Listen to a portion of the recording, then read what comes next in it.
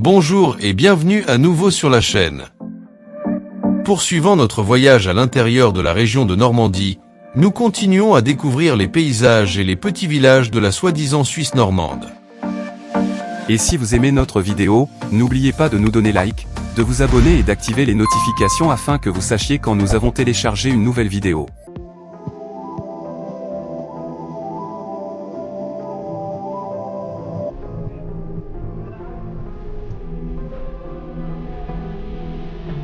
Nous continuons à découvrir l'intérieur de la région de Normandie, et après notre visite à Thury-Harcourt-le-Homme, nous nous enfonçons de plus en plus dans la Suisse normande, dont les sommets ne dépassent pas 300 mètres de hauteur, mais dont le relief sculpté par les rivières forme de profondes vallées et crée des paysages incroyables.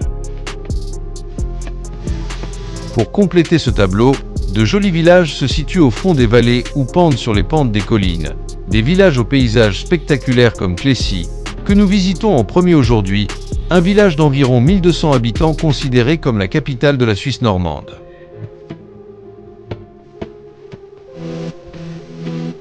Dans son paysage urbain se détache surtout l'église Saint-Pierre, une belle église construite au siècle XVI et remodelée au siècle XIX,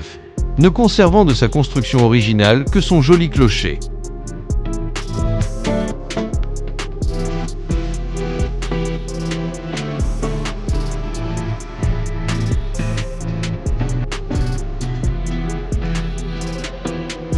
À l'arrière de l'église se trouve la petite et paisible place du Tripot, où se trouve également l'office de tourisme de la Suisse normande.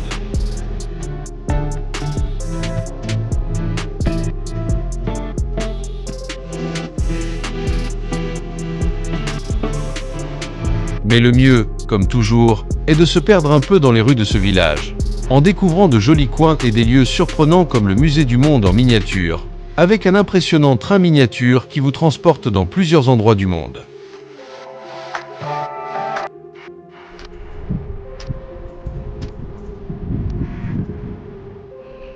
Après avoir apprécié le beau paysage urbain de Clécy, nous entamons un itinéraire simple qui nous conduit d'abord à la rivière Orne, puis nous commençons à prendre de l'altitude sur un tracé a priori confortable, mais qui devient peu à peu plus compliqué sans jamais être excessif, gagnant de la hauteur jusqu'au sommet d'un promontoire rocheux offrant un panorama incroyable et très fréquenté par les grimpeurs, avec environ 120 voies d'escalade, où nous profitons d'une partie de la matinée avant de poursuivre notre visite de la Suisse normande.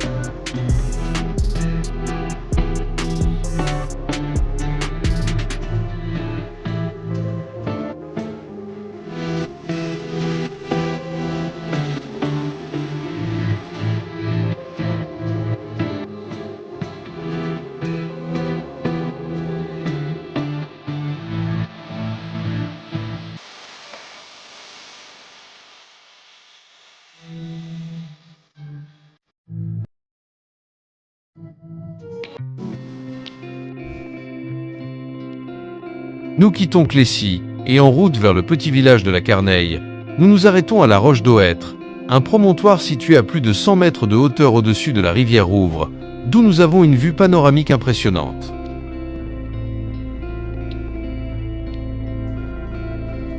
Depuis cet endroit partent plusieurs sentiers de randonnée, comme le sentier des Corniches, où l'on peut visiter plusieurs belvédères panoramiques, le sentier du Méandre, qui lors d'une promenade jusqu'au village voisin de Rouvroux permet d'admirer depuis les hauteurs le village et un beau méandre, ou le sentier des Gorges, par lequel on descend jusqu'aux gorges de la rivière Rouvre.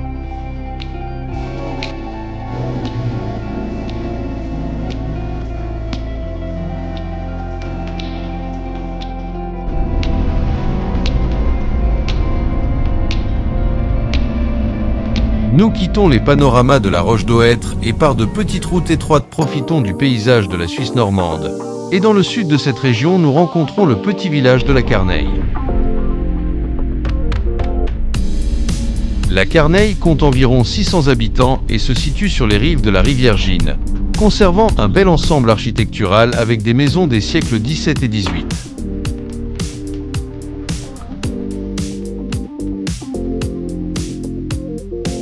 Au centre du village se trouve la place du marché, construite autour du marché du beurre, où chaque premier dimanche du mois, entre mars et décembre, un marché est organisé où producteurs et artisans locaux vendent leurs produits, et où sont également installées des tables de pique-nique.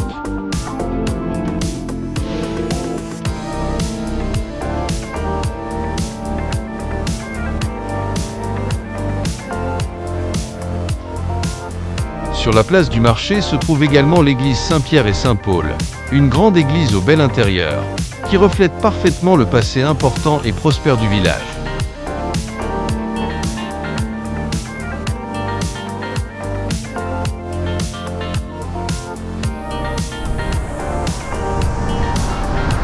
La visite de la Carneille peut se faire via un itinéraire d'environ 2 km, balisé et où plusieurs panneaux d'information sont présents.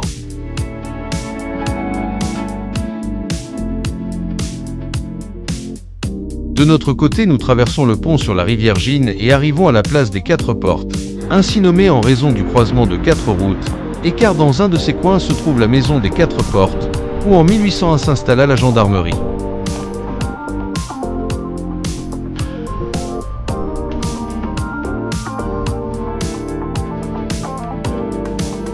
Depuis la place des Quatre Portes, nous poursuivons par la ruelle Le Mont-au-Duc, où nous trouvons des ateliers d'artisanat local. Car la Carneille est un village d'artistes, et si vous aimez la peinture en plein air, vous trouverez plusieurs lieux idéaux pour peindre.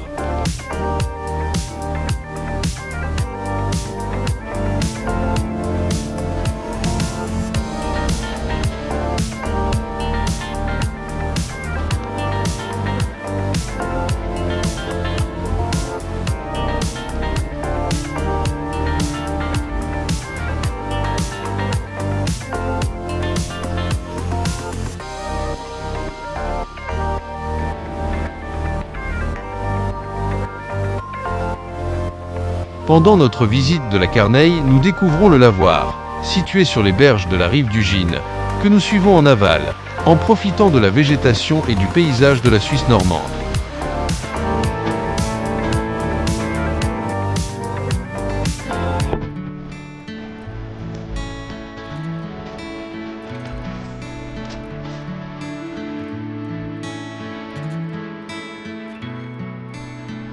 Nous revenons de notre promenade au bord du fleuve via la rue des Juifs, qui témoigne de la présence autrefois d'une communauté juive dans la région jusqu'au Moyen Âge, confrontée à plusieurs édits successifs qui provoquèrent leur expulsion.